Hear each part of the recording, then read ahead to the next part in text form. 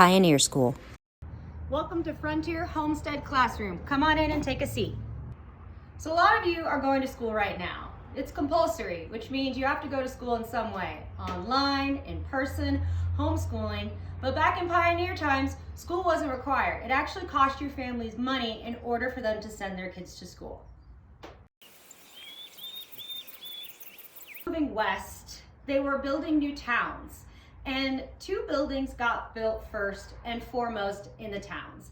The first one would be the house of worship, and the second one would be the school, which meant that the two people running those buildings had to have very high moral standards and were considered very important people in their communities.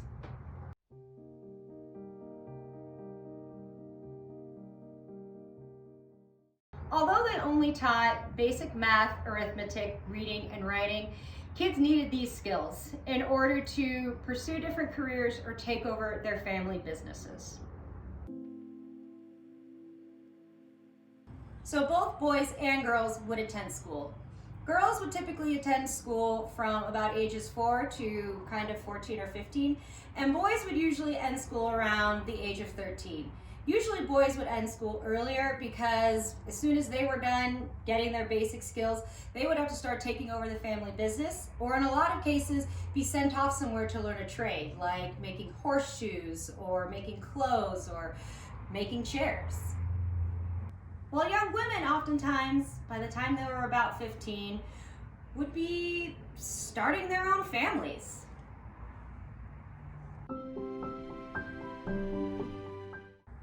Because school actually cost parents money in order to send them there were a lot of different rules back then.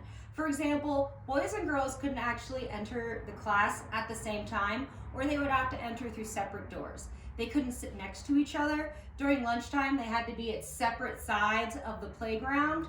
And if boys were ever found teasing girls or getting in trouble with girls, they would be punished.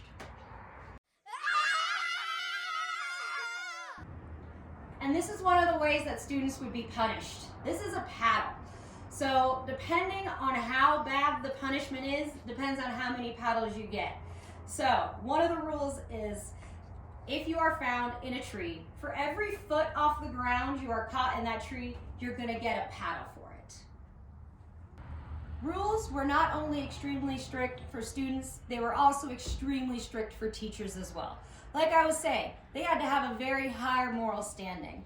So when these teachers, typically young women, were found breaking any of the rules that teachers had to abide by, they'd be immediately fired. For example, as soon as a teacher got married and started her own family, she wasn't allowed to be a teacher anymore.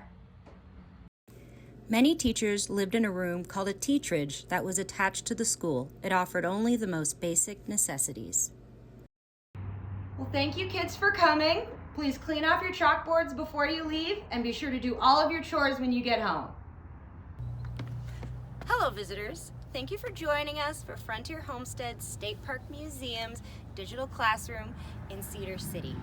Please comment, like, and share, and continue following us for more fun activities for you to do at home. Frontier Homestead State Park, where history becomes your story.